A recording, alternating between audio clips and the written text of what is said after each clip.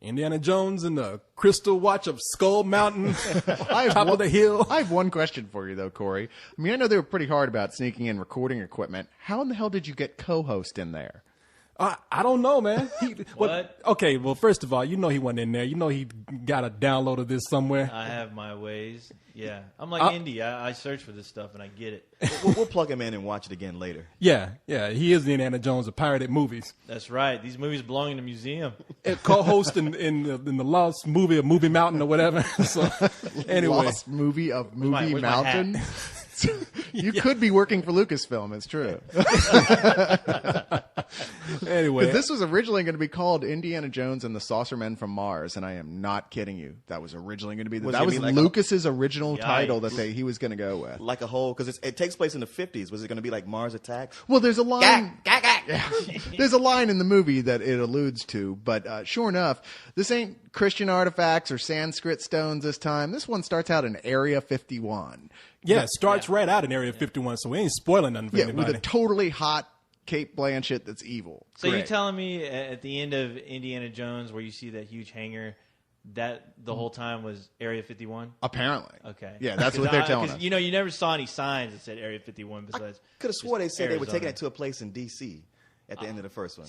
No, they just show DC and then they show the warehouse somewhere else. Oh, they show you D.C. Well, but the because warehouse is actually Harrison the other Ford was half of the in country. DC. He was leaving the Senate hearings. Remember? Okay. Yeah, in the movie somewhere they give a hint that the Ark has moved around. I think they had it at a U-Haul at first. Yeah. That got flooded out, and then they moved to Area 51. Yeah. At The one point, very first Shell gas station. at one point, it was in the shed in my backyard. They were Yeah. like, No, Indiana Jones is I mean, let me say that, yeah, he's old, and everybody's talking about, can Indiana Jones do this stuff again? Well, with a stuntman, you can do anything, but Yeah. Harrison Ford as Indiana Jones, I think he's been better in this movie than he has in any other movie, maybe besides the original one. well, besides the original. Yeah. No, he can take a punch still. That much is certain because he takes a lot of them in this one. Oh yeah, those super heroic punches. I'm kind of glad they brought back that sound effect. That sound effect. Yeah. Or you just somebody hitting a pumpkin with a baseball bat. Yeah. Well, but I do think it's funny, like, you know, when they switch to the stuntman, because it's almost like when you watch Tobey Maguire and Spider-Man. Like, it's very obvious when it's Tobey Maguire in a suit and when it's a CG stuntman. I mean, when it's a CG Spider-Man. And same with Indiana Jones. Like, okay, that's Harrison Ford. Okay, that's a 40-year-old guy right there. Yeah, they might as well have put a black man in his place fighting because it was obvious it wasn't Indiana Jones. That said, it did work. You know, after a while, you just go with it and you believe it. I mean, Yeah, you weren't seeing the seams. It's not like you were seeing the stuntman. You just knew it had to be. There's no way they made a 65-year-old guy like jump from truck to truck and drag behind shit. There's no way. It was definitely obvious that they were like, hey, you know what? Let's go back to making our movie right now the way we used to do it, where we didn't give a crap about continuity as far as, let's switch out this dude, but that guy has kind of long hair. Hey, don't worry about that. You know, we're throwing it back. It's nostalgia. The fans will get it. All right? I don't agree with you at all there. I think it was, if you saw that, it was in your head because I thought it was pretty seamless special effects There was wise. one scene where you saw the back of Indy, and it looked like he had like a mullet of like brownish hair, and I was like, wait a minute, did I just hold on? Oh, well. I Well, went back and scanned it, and it's true. All right, Someone was It's wearing a true. It happened. wristwatch in Spartacus, so, you know, what can you say? It happens. and smoking an Excalibur. Yeah, there you you make go. it sound like it was Harrison Ford at first, and then they got some dude from a trailer park to be a Yeah, stuntman. it's Corey Haim. I thought it was a chick they got. I was like, wow, they really don't give a damn. It's like the stuntman they had a mullet, still had the beer in his hand when he was fighting. It's carny folk. I don't think you're allowed They in pay an L.A. extra with a dollar. mullet. I think it's against the rules. City barrier, they just shoot you in the head. So this movie, I will admit, I think it's a little bit of a stretch. The plot, as we said, it opens up in Area 51, and these Russians are not Germans this time. It's not Germans this time. Yeah, they've been defeated. Yeah, this is the Cold War, so of course they put Russians in their place, and these badass Russians show up, and apparently it's very easy to get in Area 51 if you have some guns. So you get in Area 51, and we find out that what they're looking for is this big magnetized crystal skull. And later on, Shia LaBeouf shows up, and he's connected to this whole thing because his parents have been lost while looking for this crystal skull. So he gets Indiana Jones and says, we got to get my parents back. We got to find out what the secret is behind this skull. And from there on, they move on to this great Indiana Jones adventure. It's funny because you did remind me. It's like, apparently Area 51 is only guarded by 3 guys. Yeah, I know. So if you want to bust in there, it's real easy. Which, admittedly, this is 1957. Most people didn't even know what Area 51 was then. You know, it was kind of it was a one-horse military installation then, you know, at least theoretically. Well, if you follow the conspiracy theories. What's cool is that them bringing Indiana Jones into the 50s, is that you get to play with everything like the Red Scare of communism and, atomic bomb testing. Yeah, which was that was the most implausible part of the whole movie. But and you get to do scenes with hot rods, racing, and malt shops, and all kinds of craziness. I was expecting to run into Marty McFly during. Yeah, right. Oh, really? All they need just need the to big have diner scene. So go ahead, finish what you said. Say what you did. Go ahead. I just forgot. Oh no, you said big bar saying I want to get a clean cut. Oh. You almost think you're going to run into Marty McFly during the big fight scene in the bar. Yeah, looking for Michael J. Fox's character from Back to the Future. I know it turns into West Side Story all of a sudden in the middle of it. Yeah, I kept expecting to see Archie and Veronica from Riverdale, and maybe the Fonz over by the jukebox going, "Hey." Yeah, exactly. There's one thing this movie really did flawlessly for me, and that was the stunt sequences. They were so much fun. Only the first one had anything that compared really as far as sheer quality of fun of the stunt sequences. I mean, the whole big car chase scenes, two of them in the film, they're both so much fun. I mean, I was literally, nobody's going to get hurt and he's not going to die, but you're still like, dude, what's going to happen? No, I thought they were going to use CG a little bit too much in this movie, but it actually enhanced the stunts this time around because, let's not fool each other here. Indiana Jones is all about suspending your disbelief. Yeah. I mean, Indiana Jones is going to do some crazy shit. That entire series is. That's why. That's why I think, like, if you're walking in and you're not the biggest fan, you're going to be scratching your head at a lot of these scenes just because they're just not plausible. But that's the whole fun thing about Indiana Jones. All the bad guys are going to miss. When they're shooting at him, it's very much like a Star Wars. They all went to the same schools as stormtroopers as far as learning how to fire guns. Yeah. But that's the whole fun thing about it, and it's just a big adventure movie, what you'd expect with Indiana Jones, and nothing more. I don't think anybody's going to be disappointed because the true fans are going to love it because it's Indiana Jones. Oh yeah, period. And the people who aren't, well, they're still getting a pretty good adventure movie, better than anything else they've gotten so far. I mean, in the last 20 years since it's been an Indiana Jones movie, we've had to settle for National Treasure. Yeah.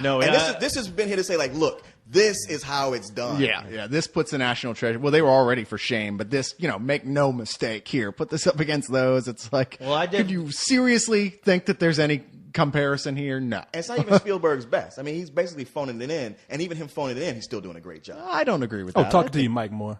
I'm sorry. Oh, I don't agree with that. I think Spielberg actually was really trying hard on this one. There's a lot of beautiful shots here. I really like this movie, maybe even the second best of the indie films. But it was funny. I wanted to address, you were saying how implausible this was. I was like, really? Over the Holy Grail and the Ark of the Covenant and the Sankara stones, whereas this one could have actually happened. Aliens visiting our planet is at least mildly plausible according to science. Not so much with the Holy Grail, no. Just saying. I don't know where you're coming from. None of this could have happened. No, not as it did in the movie. Like but I'm saying at least the basic concept, of aliens visiting us is not something that's totally impossible to have happened. You're going to be the one to try to go to Area 51 and get your ass shot, try to look for some alien artifact. Are you going to go somewhere with your fedora on and you're going to fuck up and end up dead? When you ain't here, we're going to know that you tried to go on some adventure and you've been bowled over by a rock or something. Hey, Korey, it could happen. I mean, I've seen guys like basically throw their fist in somebody's chest and pull out their heart. And it's still alive? Okay. And they're still fine. It happens. Only with a doctor's license. It's possible in the world of Indiana Jones. Come on, man. No, Indiana Jones, I'm saying through the whole series, that's what it's about. I mean, I'm just saying, there's a difference between you knowing that you can't survive, but within that world you're saying, okay, yeah, I can buy that. And then you saying, oh, even for this, no, hell no. Oh, there are points here that does pressure your applause. You're like, wait, well, screw it. It's Indiana Jones movie. Yeah, and I mean, this one is more like the Temple of Doom. I mean, you got two camps of people. People who, they love the first one and they love the third one because those aren't as theme-rightish as the Temple of Doom. And I think that this one is more like the Temple of Doom. So, I mean, and I'm saying I love Temple of Doom as a kid. And I'm not saying it's bad. It definitely is a stretch. Well, Indiana Jones and the Temple of Doom, the problem wasn't the plausibility. The problem was the screaming Cape Capshaw, who was annoying as hell, and the annoying child sidekick. Oh, Short Round? Yeah, man, I love Short Rounds. Well, I like him now that he's Robin Chow and all grown up and kicking people's ass, but I didn't like him when he was Short awesome, Round. right? No, just be quiet. But as far as annoying, though, the biggest surprise about this movie is Shia LaBeouf. Is that his name? Shia LaBeouf. Try one more time. Shia LaBeouf. Close enough. LaBeouf. You have to say it, Shia LaBeouf. LeBlumpkin. Anyway, he was not as nearly as annoying as I thought he would be. You know, I was scared that they were going to try to cater this movie to his character, you know, in hopes of a spinoff. But I'm glad they had just enough of him in there to make his character seem like, okay, yeah, he does fit in this whole story, and he's not there just to, you know, carry on the mantle as far as another adventure movie. Because God knows, you know, you brought up National Treasure. The Mummy always comes to mind as far as movies that try to rip off an Indiana Jones. Right. And after seeing this one, it did remind me, well, you know what? There's something just special that these guys created, all these guys, Spielberg, Harrison Ford, George Lucas, why these movies work. And because you want to be Indiana Jones the whole time. I know, because he gets his ass kicked too much. He does, but damn, he sure does know how to take a punch. I'll give him that for the old bastard. If I could take a punch that well, I would have no problem getting in fights all the time. But I fall down and cry. So Well, the thing is, if you were bulletproof, you could take a punch. Yeah. Because he can. Yeah, Well, he can that's get not hit. the problem with him. Nobody can hit shit who he fights. He picks his villains well. Like I said, he's like only people who can't hit the broadside of a barn. Because That's all I'm clearly, in henchman school, they don't have like a marksman class. Yeah. It's all like how to shoot the gun, but not how to aim it. Yeah, if they no, could spend exactly. less time in the how to design and not quite foolproof evil trap and more time on sharpshooting, I think the problem would be taken care of. When you think about it, if you're a henchman, it's probably not your job to actually kill the hero because the villain wants to do that. And if you shoot him, he's just going to kill you. That's true. I noticed, Why did you rob me of my victory? I always notice that these villains never really want to kill the character because these characters, they always end up getting captured for a good 10 minutes where the villain tells them the entire plot and the reason why they're doing what they're doing, only for the good guy to punch everyone out, run like crazy once again, so this whole cycle starts all over again. I can tell you exactly why that happens. Say you're the villain and you've worked real hard on coming up with a great plan. Mm-hmm. I mean, you've really it's intricate. You put a lot of thought into it. Now you're surrounded by henchmen who all have 5th grade educations. Yeah. And you could tell them the plan, but they won't appreciate it. They won't really understand it. But once you capture the hero, if you kill him, that's your one guy who can really appreciate your genius. Yeah. So you don't want to kill him. You want him to see what you've done. That's your captive audience right there. Exactly. Literally, yeah. Yeah, exactly. I mean, and some villains, by the time they're done, you telling them, like, shoot me, man. I'm tired of hearing this shit. No, Dr. Jones, you listen more. This is torture for you. You Of course, in goddamn these, right. that's never the case because Dr. Jones is so much smarter than whoever the villain is. They have to have him because he's the one who tells them what they need to do. That's true. They keep him around just so that he can show them where It to go. actually makes sense here. They have to keep him He's alive. the nerd you always want to beat up, but you can't just because that at some point he's going to be useful. Yeah, you need him to do your homework. How do I get out of this burning building? He's the nerd who worked out like Carrot Top. Yeah, there's going to be a villain one day that kidnaps Dr. Jones. He says, hey, look, man, I just can't find my car keys. Look under that couch.